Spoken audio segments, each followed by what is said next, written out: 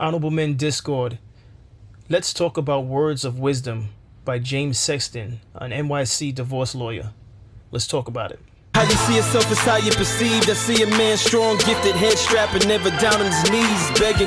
Gotta make a way, even in my darkest hour. Say the odds against me was new. I would never cower.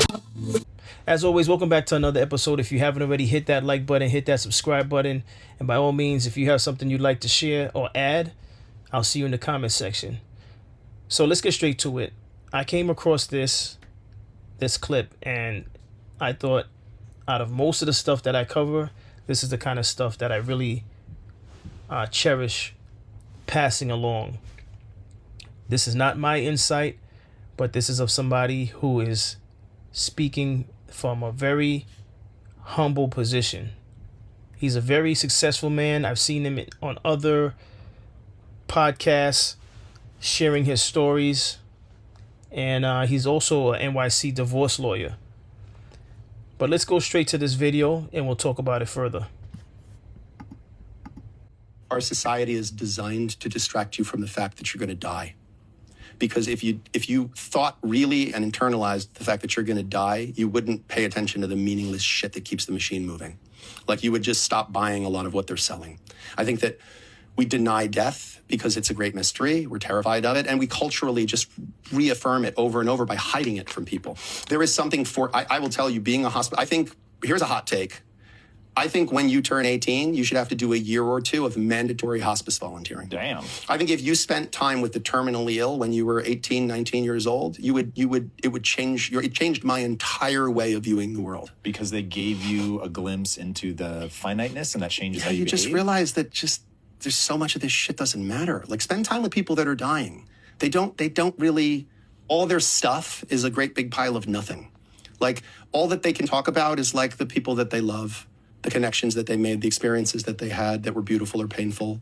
And you, when you're around them, like, you could have a lot of stuff going on in your day. But I would do like a hospice visit. And by the way, like, as a hospice volunteer, you don't like sit and talk about, how are you feeling about the fact you're dying? Very rarely did anybody want to talk about, like, you're dealing with this big thing. Let me help with some of these other things. But I would walk out of every single hospice visit. Like, all the other stuff going on in my life right now, I don't have that. Like, I don't have what's going on behind that door right here on a street just like the street you live on. Like, this is it. This is it. And everything else falls away. All the bullshit falls away. All the things that were so important 5 minutes ago when you got that diagnosis or you got told we can't do anything more. Like, when my mom had her last cancer surgery before she passed away 10 years ago, they had said this is going to be about a 12-hour surgery. And there's going to be a team of surgeons working because there's different spots we have to. So we like tucked in at the waiting room at Sloan Kettering. We're like, okay, we're going to be here a really long time. 20 minutes later, they came in and they said, it's like a bomb went off. Like, the cancer is everywhere. We opened her up. We closed her up. There's nothing we could do. And in that moment, all of the other things that I was stressed about and worried about and all that, the volume was turned so far down on all those things because my mom was going to die. All that became important was, how can I spend a little more time with her? How can I make sure she knows I love her? How can I savor this wonderful thing, which, by the way, you're dying. Like, Lisa's dying. There is a finite number of times you will kiss your wife. You don't know the number, but it's a number. Like, I'll be able to tell you it someday. Like, there's a finite number, though. Like, and you won't know until you've crossed over it, until you've passed it, that was it. That was the last time. Like, and that, to me, like, if you don't keep that in your line of sight, you're a fool. You're a fool, because you're going to think you get to do that forever. You're going to think you get to do that all the time, and you don't. You will not do that forever. Like, there's a finite number of times, and that's the most beautiful thing in the world. It's what makes that so special, is that it's finite. Like, if it lasted forever, like, to live forever would be a curse. Like, being Dracula is a curse, But the truth is, like, she's alive right now. Right now, she's alive. She's in the other room. She's right there, and you get to kiss her as many times as you want to. And isn't that the greatest thing in the world? I think that... Wow. First of all, he nailed a lot of things. Let me just double back real quick. To live forever, to me, is not a curse. It's only a curse because it's only a curse if others can't live forever. If others can't live forever also, that's when it's a curse. So if you're given the opportunity to live forever and those around you are passing away, it's a curse. If everyone around you can live forever, it's not a curse. Now, I've seen him on another podcast speak about losing his dog, and even that was heartbreaking to hear. But listen, he's onto something. I want to say this. He is onto something, and I absolutely agree, and I have my own story to share, short story, but he's onto something. Those of you that are watching this, if you know someone that's in politics, I'm not in politics. I don't plan to be involved in politics. You need to send this to a politician. You need to send this to someone that if you know someone that is in the educational system. Out here in New York, we have the Board of Ed, which I don't know if the Board of Ed is something that they have in other states. I know that's something that the sitting president was talking about getting rid of because he doesn't feel like it's doing a good job. But that's another story. This is something that I think should be implemented in the school system. I 100% agree with this. If any of you watching this agree with having young students go to hospices, let me know in the comments. I agree with it because I think the appreciation for life is gone. And I think people need to be humbled, and we need to start at a young age. Let me tell you something. My appreciation for life started young. It started in high school. It definitely started in high school. High school was my first time seeing a classmate in a casket. And I remember it like yesterday, and that experience tore me to pieces. I couldn't even sit down in class. I had to go upstairs to see a guidance counselor because trying to sit through class, I just broke down, and the teacher excused me from class and told me to go upstairs to see a guidance counselor. And I think this generation now, we could chalk it up to video games. We could chalk it up to violence in movies. We could chalk it up to TV series. We could chalk it up to whatever we feel like chalking it up to. I think the value and appreciation of life is gone. It's pretty much gone. And we're seeing it all the time on the news. I couldn't even keep up speaking on things that are happening across the world because there's just so much of it. And I think at a young age, we need to be exposed to, and it might, some of you may oppose this idea, and let me know your reasons why you oppose it. But I think if at a young age, class trips would we had class trips in school. If we had class outings, school outings, where we visit funeral homes, we visit hospices, like he mentioned, we visit children with special needs, I think it would change the way we treat one another. It would humble us to some degree. Now, I know once you get out of high school, you go to college, you may stay in a dorm outside of the state that you grew up in. You have new experiences. Maybe that stuff that you learned in high school may to some degree leave your mind, and maybe it won't have an effect, but I believe it will have an effect because that's your foundation. A lot of the behavior that we have now as adults, believe it or not, some of that was learned behavior from when we were adolescents. Now, yes, some people evolve and change, but a lot of the stuff that we go through, especially trauma, is from that tender age, that junior high school age, high school, and even before then. I agree that it's vital for our existence as human beings that at a young age within the school system, these young children need to be exposed to this. And you might say they're too young to be exposed to that. It's going to traumatize them. Well, listen, that's the reality of life. Anything less than showing them how life really plays out is a lie. Look at the way they're treating one another now. Look at the way some adults are treating one another now. And it's not going to be foolproof.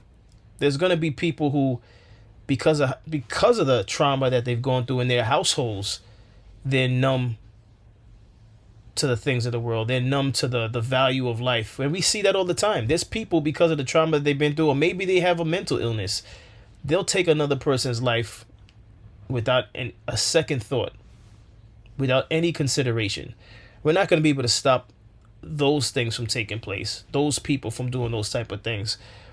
But I think we stand a better chance of preventing a large percentage of it if we were going to hospices like this man, like he just said.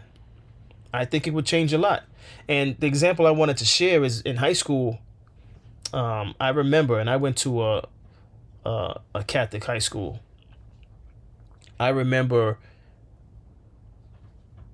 we would go to a hospital and spend time with children with special needs. And the reason why I'm bringing that up is the value in experiencing stuff like that at a young age is priceless, because it makes you realize, wow, man, I feel bad for these children who the world pretty much forgets about them. But, to watch others that take time to take care of them and treat them like human beings, which they are human beings, but human beings with disabilities, it's an amazing thing to experience. And it really humbles you and makes you realize that, you're blessed, because these young children that I used to visit back in high school, they're always going to be dependent on someone else to get them through some of the basic things that we take for granted. So I think what he's posing is phenomenal, to be honest with you. I think it's a phenomenal idea. And I really think that that's something that people should really consider. People in positions should really consider. Because again, the youth, I don't know where it's coming from. We could chalk it up to video games and violence on TV. The violence is out of control. There's no regard for life. And maybe because at that young age, the young children, they don't believe that they could leave this earth. There's that sense of invincibility when you're very young. The stuff you see on the news, you don't pay much mind when you're young. You think you control the clock of life. We don't really start paying attention to the clock until, like he mentioned, when we're laid up in the hospital after receiving bad news, or when we're seniors and we know that we're always on the clock. The clock is it's even more on our minds. We're even more conscious of the clock when we're seniors. Why? Because we've seen plenty of friends and family members pass away before us, and we know it's only a matter of time before it's us. But what's your thoughts on what he had to say? What's your thoughts on possibly introducing this in some capacity in the school system to expose these young children? And I only name the things that he mentioned and some others that I could think of right off the top of my mind, but any form of exposing the young generation to the reality of life, I think, is a good thing. Because the truth of the matter is, we're not going to be here forever. So why sugarcoat anything? Why sugarcoat anything? And one of my good friends, I'm just going to close with this. One of my good friends, one thing I admire about him, and I'm going to give him a shout out. He goes by the name Bout It, right? I tell him this all the time. I'm like, you're probably the best father that I know. And he always says thank you when I say that. And I don't say that lightly at all. And I know some great fathers out there. But he's top notch with it. Very impressive the way he's raised his children. And especially given his life story and how he came up. But I don't want to go into his personal business. I just want to say one of the things that stands out to me and correlates with this episode is he's told me, he's like, he doesn't hide anything from his children. He tells them like it is. He's like, I'm real with my children. I speak to them the same way I would speak behind closed doors to you. He doesn't change it up. And I would look at him like, really? You talk to them like that? They used to shock me. But I get it. I get it. It makes a lot of sense. And for that reason, I think we as a society shouldn't be hiding anything from the young generation. They need to be exposed to this is the reality of life. They need to be able to see children like them that may be suffering to know, listen, you got it good. Especially children complaining about not having what another student has, especially when we're talking about material things. Even more so for children who feel like they don't have their life is falling to pieces because they don't have a designer item. But listen, that's my thoughts on this. What's yours? As always, I appreciate everyone for tuning in. If you haven't already, on your way out, hit the subscribe button, hit the like button. Tell a friend to tell a friend. I drop episodes daily at 5 p.m. Eastern Time. And as always, stay honorable.